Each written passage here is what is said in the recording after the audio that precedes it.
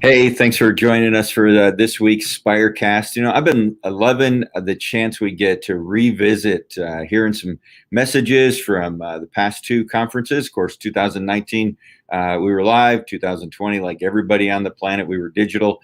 But I'm amazed at how often what we were talking about in those two conferences really fit where we're at right now and what's happening. Today, we're going to be joined by Dave Stone, and really looking forward to that and getting to hear his message. We're going to do it this week and next week. And here's what we want to do.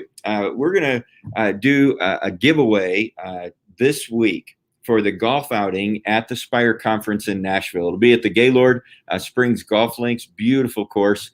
Hope you're going to be joining us for the conference and be a part of that. And all you need to do is tag a church leader in the comments section of the Facebook live stream to enter. And there's going to be two prizes. One is a registration, free registration for the golf outing. And the second is $50 to the pro shop. So again, just go on Facebook, live stream, tag a church leader in the comments section. And we'll do this all week this week until Dave and I join together again next Monday. So we're looking forward to Dave being a part of this. Help me welcome Dave in as we get a chance to really revisit. You know, Dave, you and I have been friends for longer than either one of us care to admit now, because that's been like really a long time. But one of the things I've always appreciated back to our college days was for you, humor and laughter, joy were just a big deal part of who you are as a person. But you bring that, when you're speaking. Now, I know that you'll do about anything for a laugh. I mean, and I won't share any of those stories today, but maybe next week we'll do that. But I know it's a big deal to you, and humor can really be a powerful tool in communication. Tell me why you do that. That's a great question. Someone said that when we use humor in a sermon, it should do two different things. It should sting, and it should also cause you to laugh. And when you laugh, what happens is it opens up your heart because those defenses come down. So it's a great way to kind of weasel your way into where you can earn the right to be heard. So I think the message that we're going to watch the first part of today, actually the first probably 60% of what we're going to watch is a lot of humor. And what I'm trying to do is set the stage for the fact that I am going to go straight to the hearts, and I want that heart to be opened up so that they let their defenses down and they're more open to listening. Yeah, and that's always a great line, right? Open up your mouth, reach in and grab their heart. I always love watching a good communicator.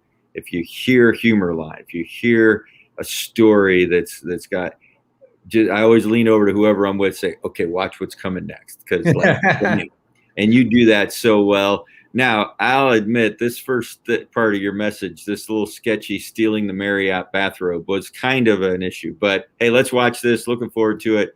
And then drop your comments or questions in the chat line. And Dave and I'll be back in just a bit. Wow, what a week it has been. And this is the last talk that you will listen to. You've been faithful. You've hung in there. You've heard a lot of great TED Talks from people that went on time. You've heard a few Teddy Talks as well. And Justin Miller, thank you for your Theodore talk.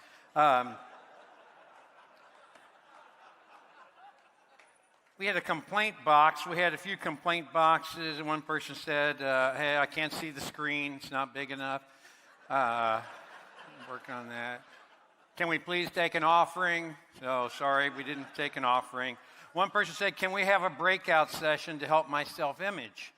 And what we're going to do is we're going to have Ben Kacharis meet with that person personally. Ben did such a great job helping the self-image of Yu Kai Chow yesterday, I felt like. When we brought in this distinguished guest speaker, and Ben just looked at him and said, you're a nerd.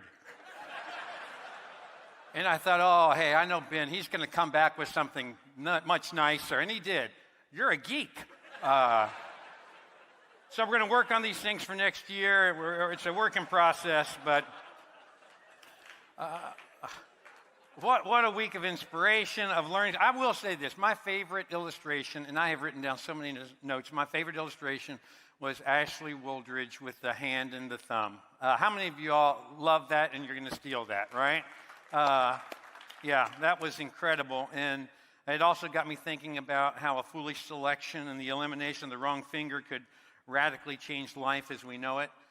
For instance, if people chose to cut off the middle finger, think of how that would have changed all the protest rallies with Donald Trump this year. Protesters would have no way to express themselves. Ashley's finger research, though, was actually fascinating to me, and it got me thinking more about if someone chose to be a collaborator rather than a dictator, and they actually chose to cut off their index finger. And then that got me thinking, well, what if someone made a movie of the life of Nathan, the Old Testament prophet? And so now my mind is racing, and now I'm thinking, what if Nathan had heard Ashley Wooldridge's talk and had gleaned from the wisdom, had chosen to sacrifice his pointer finger? I'm picturing the whole thing unfolding, right? Okay, scene 42. Nathan confronts King David. Action.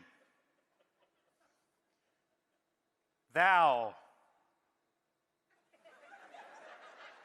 art the man. And all of a sudden, Nathan, the godly example of confrontation, is reduced to a villain in an Austin Powers movie.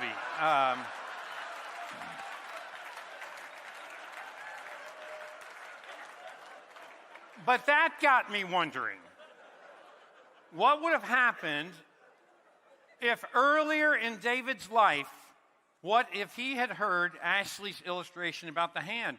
And yesterday, I just was consumed with thinking about it because I thought, you know what? How different history would have been.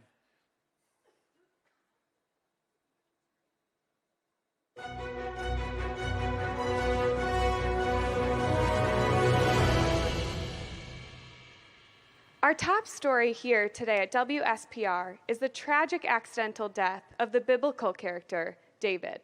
We begin our coverage tonight live in the Valley of Elah with Israel correspondent Bathsheba Barbarella. Bathsheba?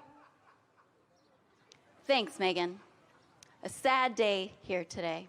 A teenage boy was tragically killed in a fatal accident. We're joined here today with his father, Jesse. Jesse, tell us about this boy, David.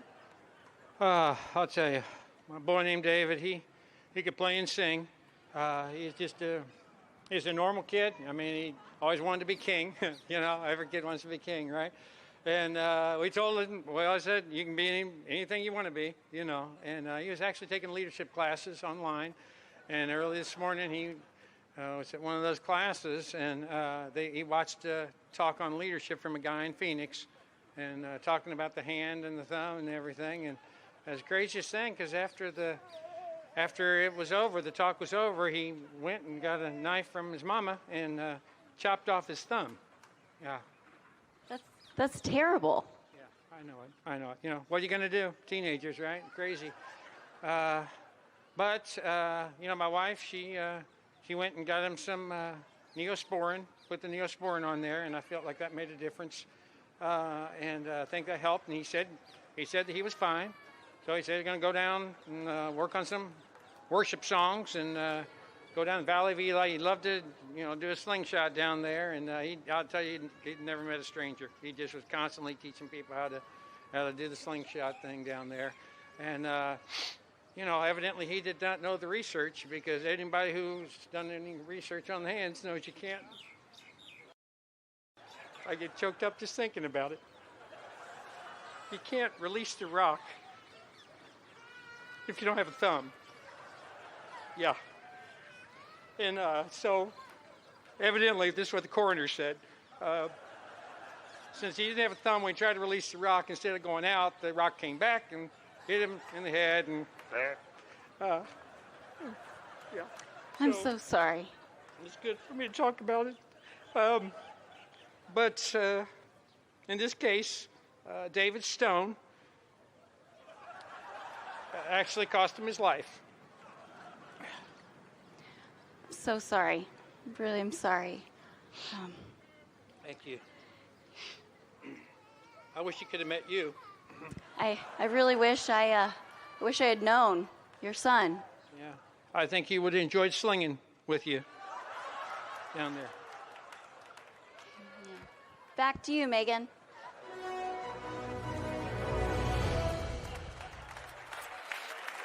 Yeah.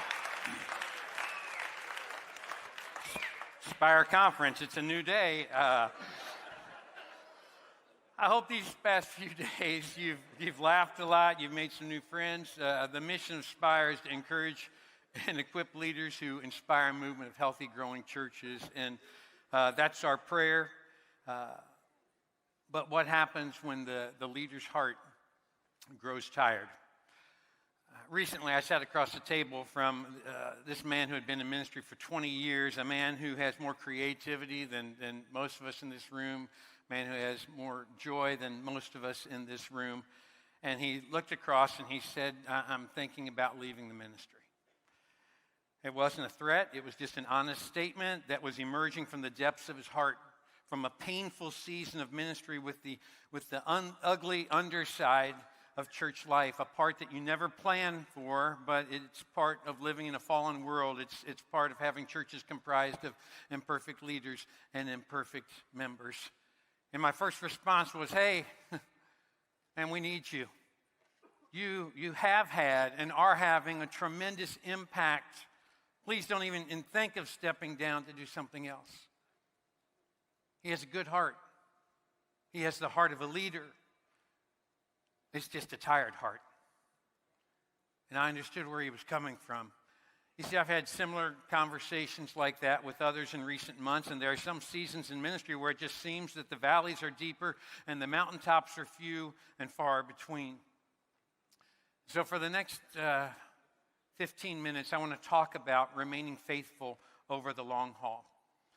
I'm going to ask that your heart beats for 3 separate causes. Cause number 1, a heart for people. Do you have a heart for the people? My guess is that's why you originally got into the ministry. You care about people. You care about where they spend eternity. It's like a 5th grade teacher who was asked if she loved her job. She said, well, I love teaching. It's the kids I can't stand, right? And the longer you're in ministry, the more you're surrounded by people, and they want a piece of you, and they come to you with their problems, and they expect you to always be at your very best. But the more you stay in ministry, the easier it is to take the focus off of others and to start looking out for number 1. There's a New Testament principle. It's over and over again, honor one another above yourselves.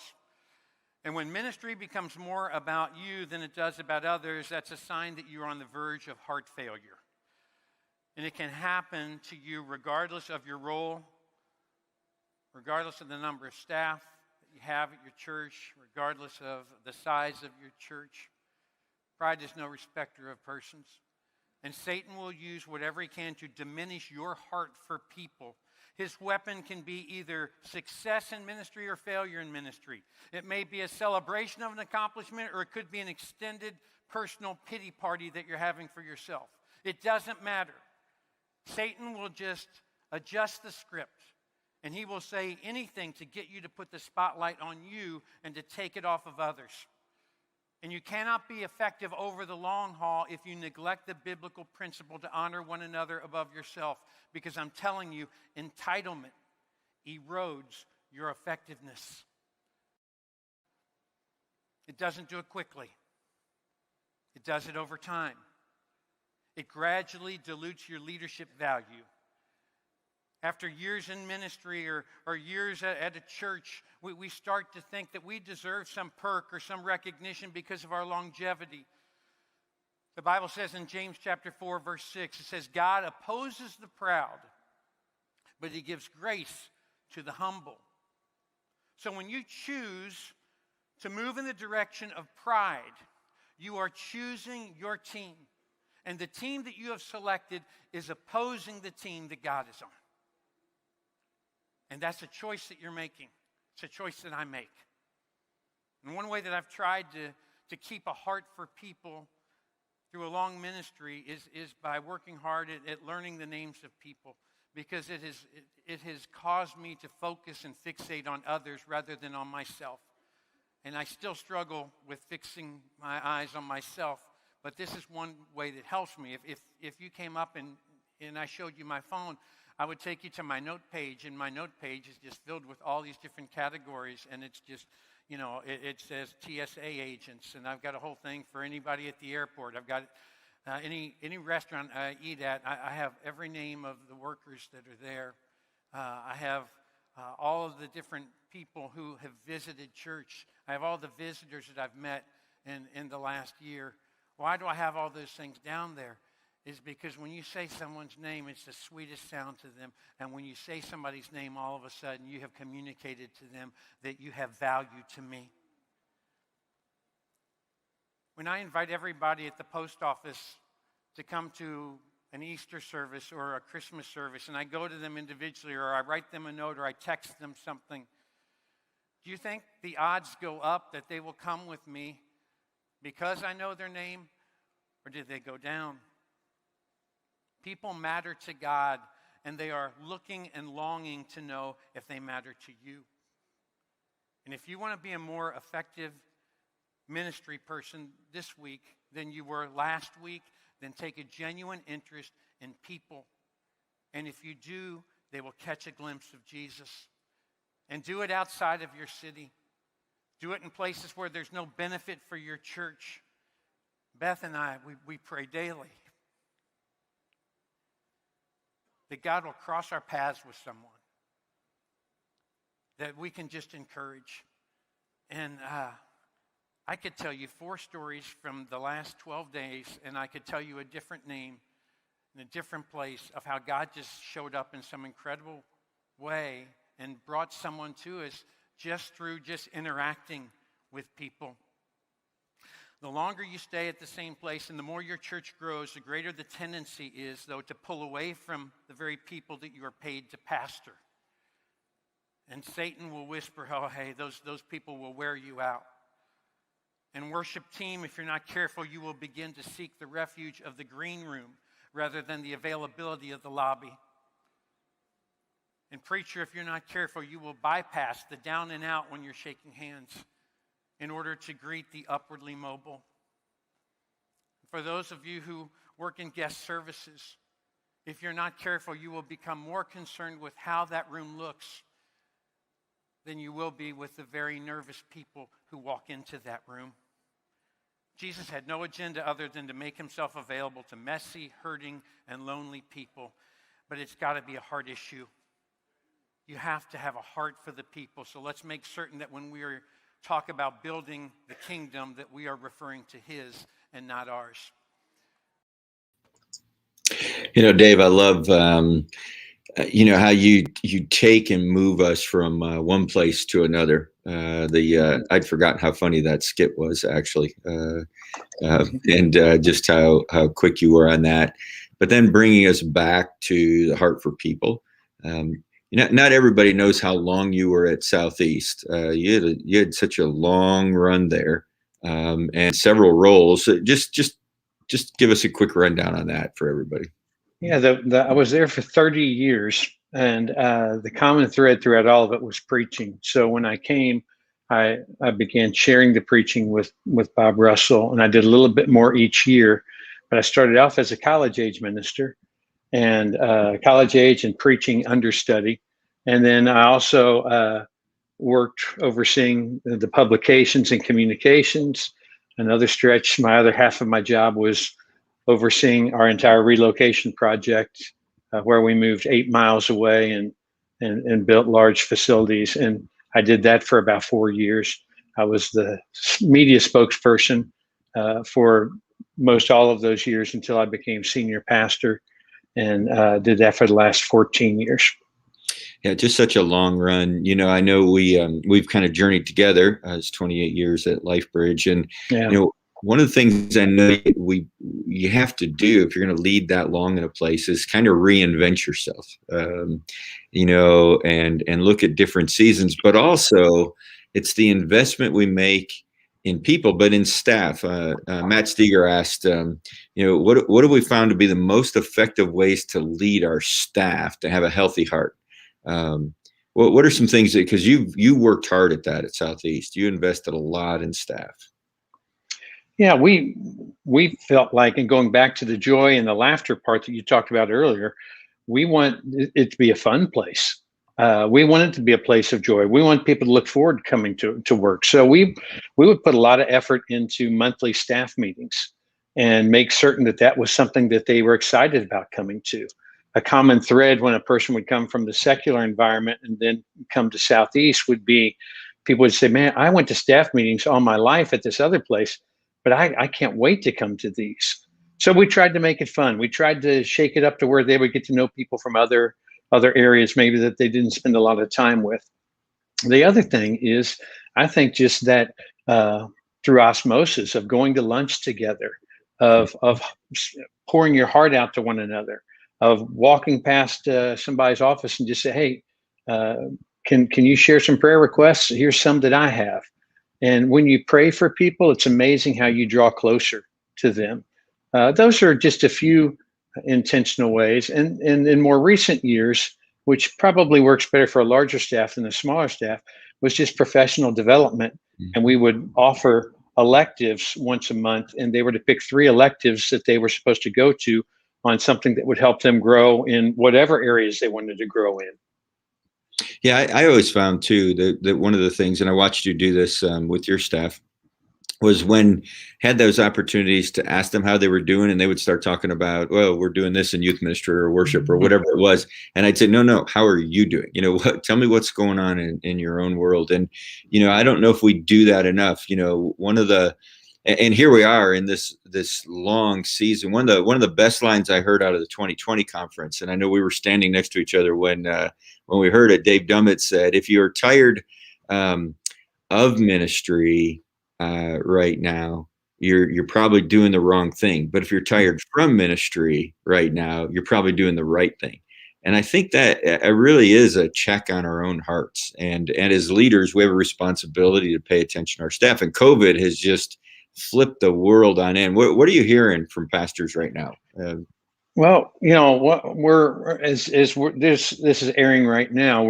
I know a lot of people will watch this later. It's coming out of that season, and so as we slowly emerge from it, who knows how long that will take. One thing I'm seeing is just the toll that it has taken on pastors, and I know there are a lot of people who are watching this right now who are in a valley season because you have been running on adrenaline for so long. It's one of these things where you can't make everyone happy, and every decision ticks off 2/3 of the church.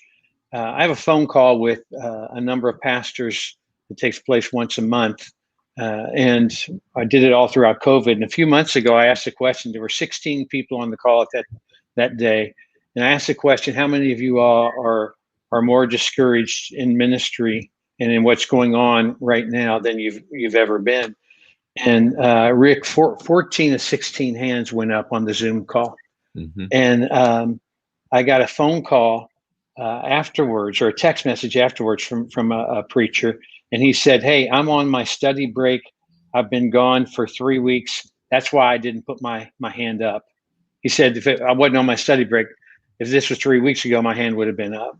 Mm-hmm. And so we have to acknowledge that this has taken a toll. And I would encourage pastors everywhere to try to take a little bit more time, especially this summer if you can, and talk to your elders and say, hey, is there any way that maybe I can have an extra week of what my vacation time is, or just some time for solitude, just some time to get away? And I think that would be important. If I can add one more thing to that, the other thing I think that can be helpful is, like I talked about in the Spire talk, is to put the attention on others. I think we tend to internalize things, and that can lead to insulation and isolation. And when that does, when we pull away from people, that is a death toll that can lead to deeper depression or higher anxiety. And I think that the more we can do to take the focus off of ourselves and put it on others, or on our staff, or on our people, the better off we'll be emotionally. Yeah, I think one of the things I'm seeing, I like you, get to talk to hundreds of pastors, do a lot of gatherings, and we're in this season that Paul Alexander called sustained stress and extended ambiguity. And for leaders, that is a tough combination when we're uncertain about what's next, the extended ambiguity side. And as leaders, what do we want? We want to be able to drive and know we're going to do this, and we keep being thrown these curves, right? And and COVID certainly accelerated those things. And the season coming out of COVID, I think it's important for leaders to pay attention to their own heart. So just as you said, if you need some days away, take those. And one of the things that I think matters with leaders is paying attention to your own family. And of all the things you and I have done together over the years, the place I've admired you the most has been the investment you've made in your family. Tell me some of the things you've done through those. I just love the stories you have, but just, there were a couple intentional ways that you took care of Beth and the kids that mattered. Well, we did a lot of things, and I got a lot of ideas from you because you were a couple years ahead of me in the process. And I think you would say the same thing, that perhaps if someone were to ask, what are you most proud of or pleased with in your long ministry, it would be that both of us can say that Yep. all three of our kids love Jesus and they love the church. And that doesn't happen accidentally. You got to be intentional about it. And I watched you do that with your kids. I watched you work really hard. I also watched you play hard with them. And so I tried to do that same thing. I tried to give them time. I'm a workaholic by nature. You are too. So we have a hard time turning things off. And so we would try to schedule things. I would have with my daughters called Date with Daddy. When they were younger, I'd pick a restaurant, or they would pick a restaurant it was their restaurant. And so when I would take them somewhere, we were the only two that knew. If we ran into somebody from church, we'd say, whatever you do, don't tell anybody where you saw us. And so we would come up with those special times with each one. When my kids got older, when they were 11 and 12 years of age, I would plan my speaking schedule around them and what they look forward to doing. And then I would alternate kids. And I found it went better with my wife if I took a kid with me, because it wasn't like I was leaving her with all the responsibility with the kids. And so I tried to be very intentional. And it's amazing how they would open up when you had 2 days extended time with them, when they couldn't talk to anybody else or didn't know anybody else. So those were things that were important. The other thing is I would try to involve them in my ministry. Never tried to force them into ministry, but I always tried to involve them in ministry with me. So sometimes I'd take them on hospital calls. Sometimes I would have them at church in my office. I tried to design my office so that it was for my kids and not just for me. But I think the greatest thing that you can do with your spouse is to really try to take that day off and to try to block that day off just for your spouse and your family. And I didn't do well at that in the early years. I did better with it in the later years. And wasn't anything fancy we'd do on our day off. I can't tell you how many times we'd sit in a Wendy's parking lot and eat a lunch together. But it was just trying to be intentional and block the church world out of our minds and try to focus just on that other person. Yeah, I think the if we can, and none of us get it right, I mean, I can recite a million mistakes I've made with my kids. We're actually playing hard this week. All of our kids are here, and all 8 of our grandkids, and which is fun. Heading into July 4th, getting a chance to play together. But one of the things that happens is if we get it right, with the people around us, our staff, our volunteers, our elders, right? Those who are working in concert with us, and we can try to get it right with our family. It makes load on us easier. I think if you're going to have a long ministry, you need people who are coming alongside, right? You need, Ashley's hand illustration. I would encourage everyone to go grab that Spirecast from a couple of weeks ago we did with Ashley, as he actually unpacked it even a little further about what it means to work in a team. What are 2 or 3 things you would say to when we were in our 20s, we worked together. What would you say to us then? That now that neither one of us are in our 20s anymore, and long ministry, what would you say to your 20-year-old self about, hey, if you want to be somewhere 30 plus years, this is what it looks like? It's interesting because I can remember when I was in my 20s, my dad passed away just about 4 months ago, and come across some things that he sent to me throughout different years as I look back over things. And he was subtle, but he was also wise, because I remember he sent me an article by James Dobson, and it was Dobson talking about how you can't get those years back when your kids are young, and to make certain that you make a priority of them and not a priority of your job.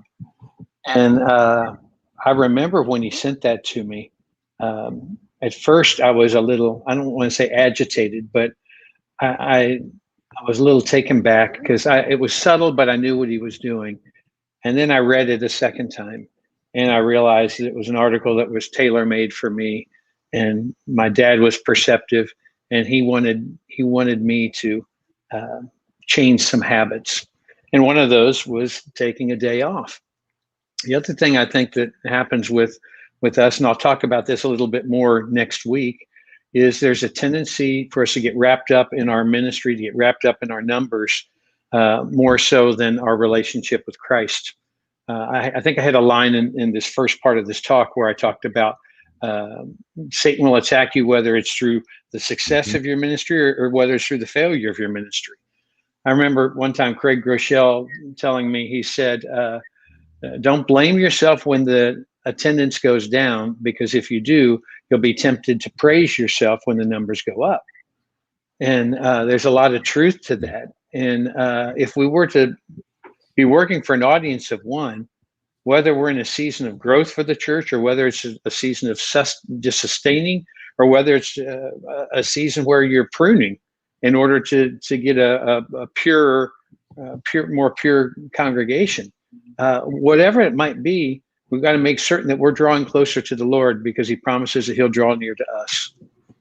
That's so good. I'm looking forward to next week. We'll get to watch the second half of the message, and you really do drive home on the leader's heart and being faithful for the long haul. So hope you're going to join us again next week. Dave and I will wrap this up, but don't forget, tag a church leader in the comment section of Facebook Live stream, and we want to get you registered for the conference and a couple of prizes here for the golf outing. And so got till next Monday to do that, but looking forward to it. Dave, have a great 4th of July as well. I'm sure we'll catch up here soon, but love you, dude. And my brother, your mother here. So guys, we'll look forward to seeing you and gals next week as we join again in Spirecast. See you next Monday.